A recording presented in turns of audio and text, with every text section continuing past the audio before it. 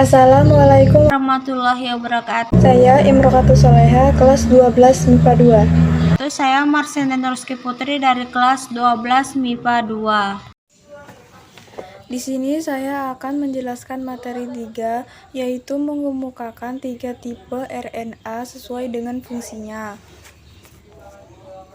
Berdasarkan letak serta fungsinya, RNA non-genetik dibagi menjadi 3 macam, yaitu rRNA ribosom, RNA atau ARN ribosom, mRNA messenger RNA atau ARN duta, dan tRNA transfer RNA. RNA adalah singkatan ribonukleat acid yang merupakan salah satu materi genetik yang terdiri dari nukleotida. Dalam tubuh manusia, RNA berperan sebagai pembawa informasi genetik dan menerjemahkannya dalam sintesis berbagai macam protein. RNA merupakan rantai tunggal yang tersusun dari molekul gula ribosom atau pentosa, gugus fosfat, dan asam basa nitrogen. Basa nitrogen dalam RNA terdiri atas purin meliputi adenin A dan guanin G, serta basa pirimidin meliputi urasil U dan sitosin C. Pada RNA tidak terdapat timin P, tetapi digantikan dengan urasil U. Transkripsi RNA berlangsung di dalam inti sel. Translasi merupakan sintesis polipeptida dengan urutan spesifik berdasarkan rantai RNA yang dibuat pada tahap transkripsi. Proses transkripsi diawali dengan sintesis RNA salah satu rantai DNA sense atau rantai cekatan. Adapun rantai DNA komplemennya disebut rantai antisense. Rentangan DNA yang ditranskripsi menjadi molekul RNA disebut unit transkripsi. Transkripsi terdiri dari 3 tahap, yaitu inisiasi, elongasi, dan terminasi. Inisiasi atau permulaan. Proses inisiasi dimulai dari prometer, yakni daerah DNA yang merupakan tempat melekatnya RNA polimerase. Prometer mencangkup titik awal start point transkripsi, yaitu nukleotida yang menunjukkan dimulainya sintesis protein codon start. Elongasi atau pemajangan. Elongasi terdiri saat RNA bergerak di sepanjang pilihan ganda DNA terbuka secara berurutan. Enzim RNA polimerase menambahkan nukleotida dari molekul RNA yang sedang tumbuh di sepanjang rantai DNA. Setelah proses sintesis RNA selesai, rantai DNA terbentuk kembali dan molekul RNA baru terlepas dari cetakannya. Terminasi atau pengakhiran. Proses transkripsi akan berhenti setelah sampai pada terminator, yakni urutan DNA yang berfungsi menghentikan transkripsi atau codon terminasi.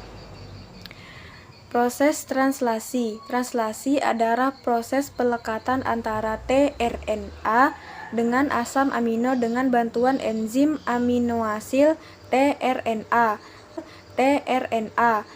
sintetase. Ribosom memudahkan pelekatan yang spesifik antara antikondon rTNA dengan kondon mRNA. Selama sintesis protein, tahap translasi terdiri atas inisiasi, elongasi, dan terminasi. Inisiasi permulaan. Ribosom kecil mengikatkan diri pada mRNA dan tRNA. Inisiator. Ribosom melekat pada salah satu ujung mRNA. Di dekat pelekatan tersebut terdapat kondon start AUG yang membawa kode untuk membentuk asam amino metionin. Kondon ini memberikan sinyal dimulainya proses translasi. Proses elongasi atau pemajangan. Tahap ini dimulai dengan terbentuknya asam-asam amino yang diberikan dengan yang berikatan dengan metionin. Molekul RNA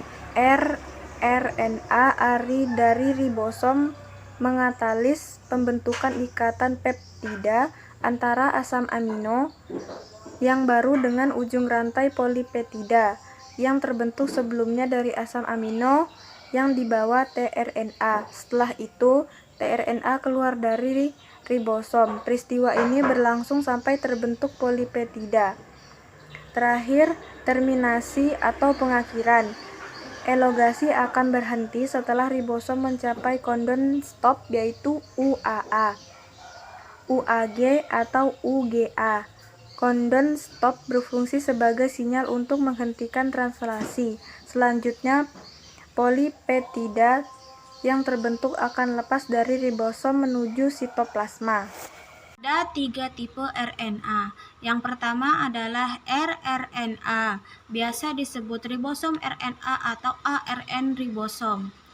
rRNA terdapat dalam sitoplasma dan berperan sebagai sintesis protein. rRNA dapat mencapai 80% dari jumlah RNA dalam sel. rRNA berfungsi sebagai mempermudah perekatan yang spesifik antara antikodon tRNA dengan kodon mRNA selama sintesis protein. Yang kedua ada mRNA. mRNA biasa disebut messenger RNA atau RNA duta. mRNA merupakan asam nukleat yang berbentuk pita tunggal dan merupakan RNA terbesar atau terpanjang yang bertindak sebagai pola cetakan dalam pembentuk polipeptida. Fungsi utama mRNA adalah membawa kode-kode genetik dari DNA ke ribosom. Selain itu, RNA juga berfungsi sebagai cetakan dalam sintesis protein.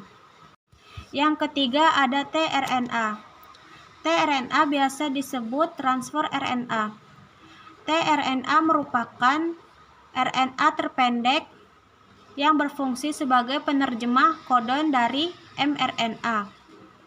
Selain itu, tRNA berfungsi mengikat asam-asam amino yang akan disusun menjadi protein dan mengangkutnya ke ribosom. Pada tRNA, terdapat bagian yang terhubung dengan kodon yang disebut sebagai antikodon, dan antikodon berfungsi sebagai pengikat asam amino. Sekian dari saya. Kurang lebihnya saya mohon maaf. Wassalamualaikum warahmatullahi Warahmatullahi wabarakatuh.